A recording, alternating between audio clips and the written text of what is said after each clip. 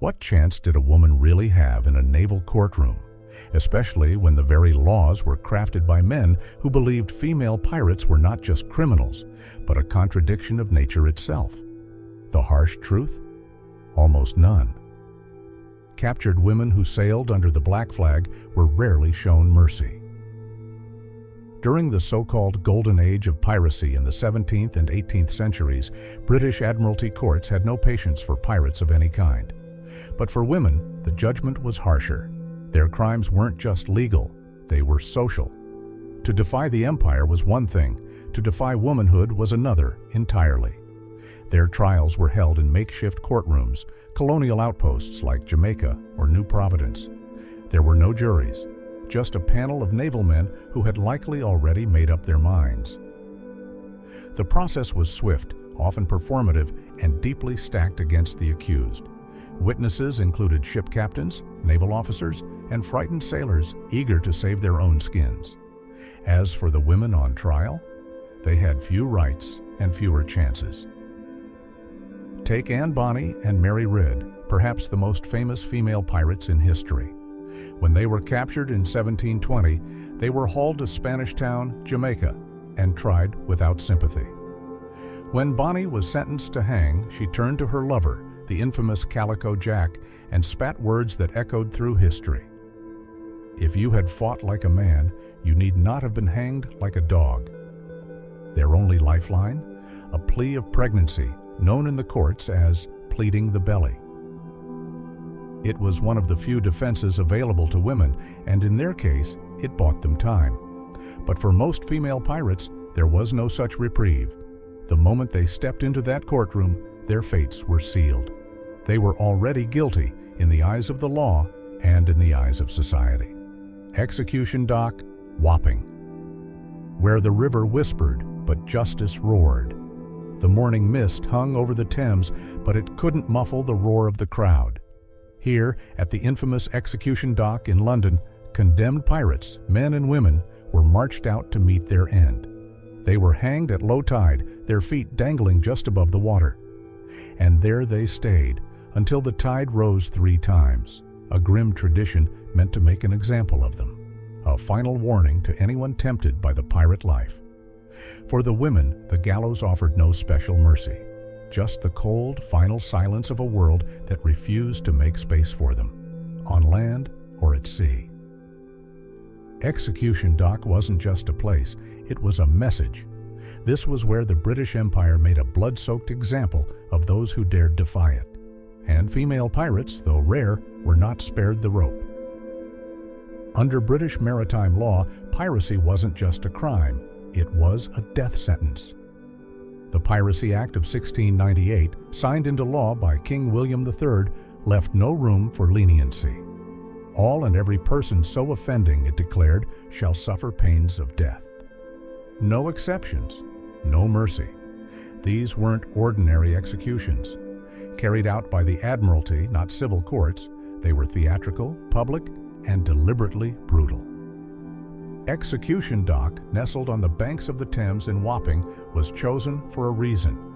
Those who once lived by the sea would die by it. The tide that had once given them freedom would now rise and fall over their corpses.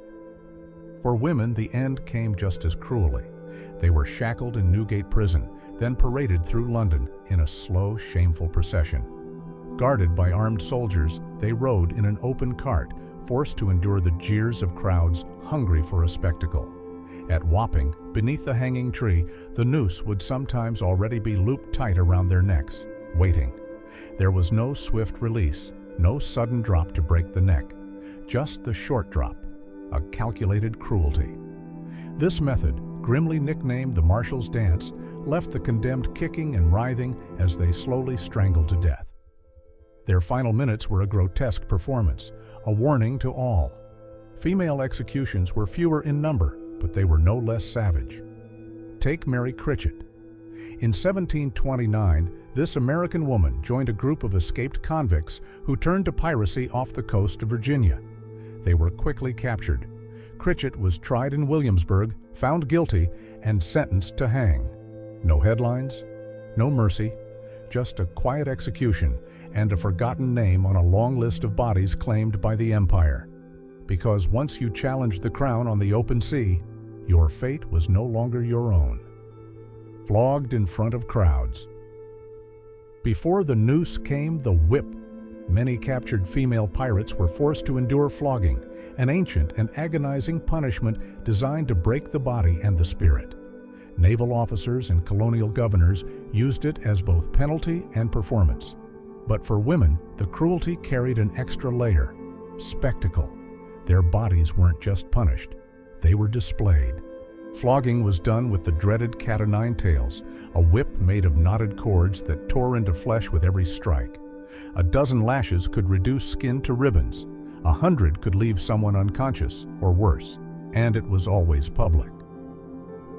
Administered on the docks or just outside prison gates, it turned pain into theater. Townspeople, men, women, even children, gathered to watch, to gawk, to be reminded. Women like Anne Bonny and Mary Red, captured in 1720 in Jamaica, were held in horrific conditions before trial. While we have no record of them being flogged, others were not so lucky. Female pirates captured near the American colonies or in the West Indies were routinely whipped, sometimes to force confessions, other times simply to punish them for defiance. These whippings served a brutal double purpose: to humiliate and to horrify.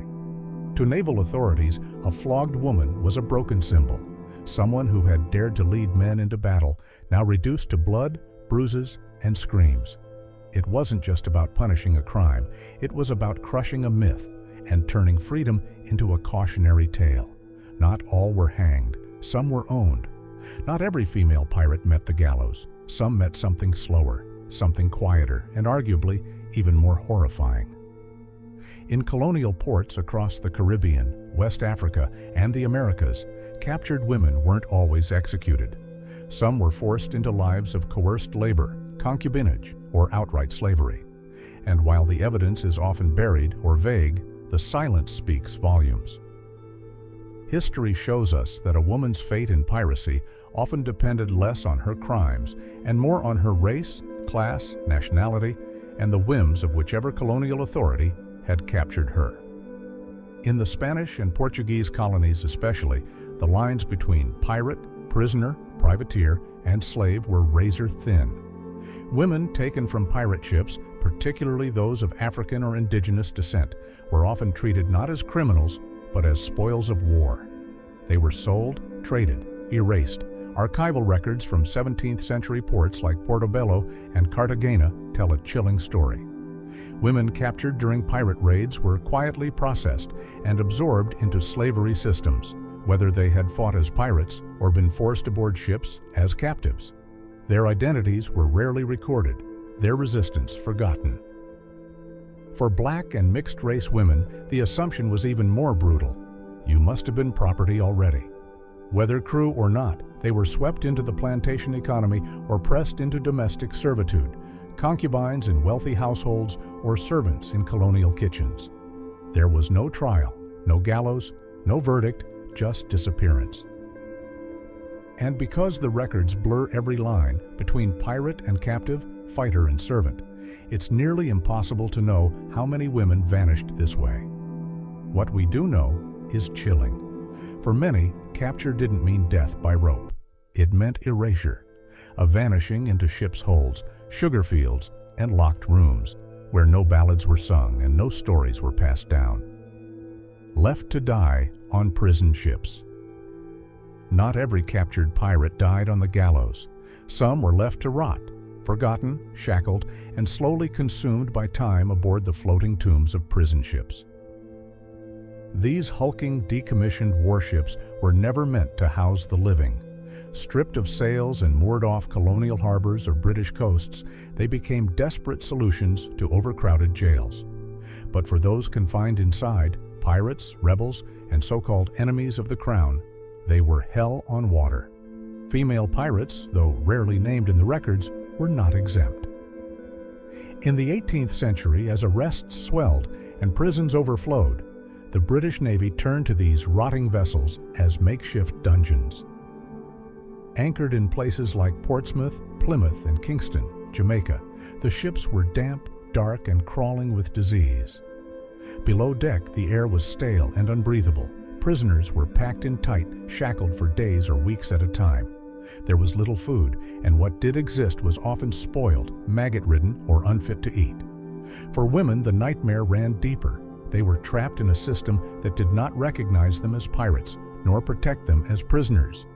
They faced starvation, disease, and unspeakable abuses at the hands of guards and sailors, rarely documented, almost never punished. No trials, no gallows, no closure, just silence.